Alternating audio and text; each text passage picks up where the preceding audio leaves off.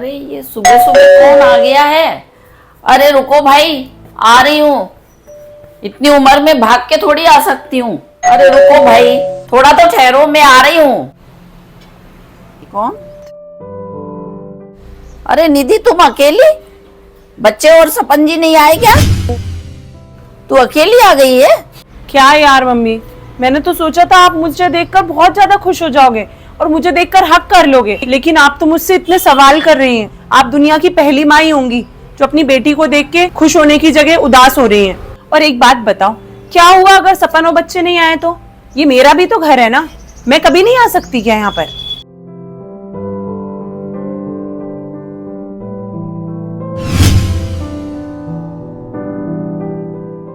Mummy, भाभी नजर नहीं आ रही। भाभी, एक कप चाय बना देना और पकौड़े भी बना देना साथ में। सर में दर्द हो रहा है बहुत। बेटा वो घर पे नहीं है, अपनी फ्रेंड्स के साथ गई है घूमने, शाम तक आ जाएगी। सही है, भाभी के तो मजे हैं, पूरा काम तो आप कर लेते हो। और एक मेरी सास है, एक गिलास पानी तक भर के नहीं देती मुझे। निधि बेटा, इज्जत और प्यार पहले दूसरों को देना होता है, तब फिर अपने को मिलता है। ससुराल में पहले जाके अपनी जगह बनानी होती है, सब कुछ इतने आसानी से नहीं मिल जाता बेटा। अच्छा, तुम क्या बोल रही थी कि तुम्हारी सास ने एक गिलास कभी पानी नहीं दिया तुमको, लेकिन तुमने कभी दिया है उनको पानी? एक गिलास दोगी कैसे? हर दूसरे दिन देखो तुम मायके आ जाती हो। जब से शादी हुई है पूरा टाइम तो तुम्हारा मायके में निकलता है, ससुराल में कितने दिन रुकती हो? बेटा, ससुराल और मायका एक ही शहर में होने का मतलब ये नहीं होता है कि जब मुंह उठाए तब मायके आ गए। बेटियों की इज्जत मायके में तभी होती है जब वो इज्जत से आए जाए, ये नहीं कि बिन बुलाए जब मुंह उठा के चली आए। तुम्हारा अगर यही चलता रहा ना, तुम्हें मायके में कोई पूछेगा नहीं।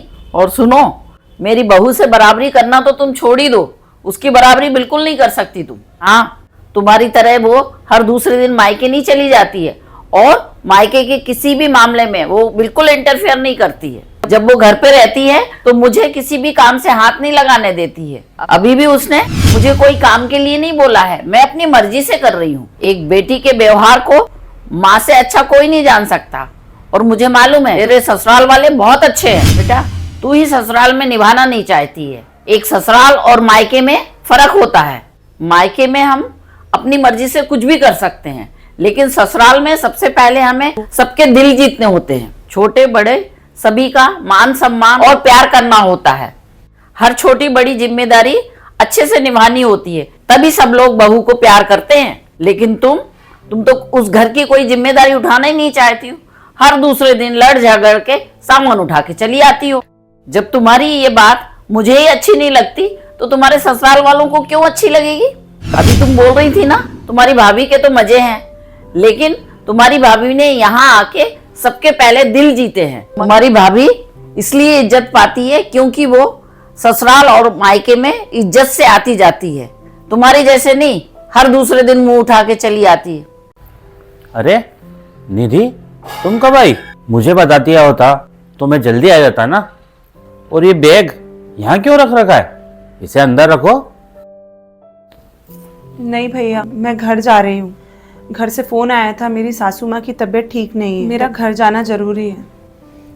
फिर कभी आ जाऊंगी, चलती हूँ। अरे सुनो तो। मत रोको बेटा, उसे जाने दो।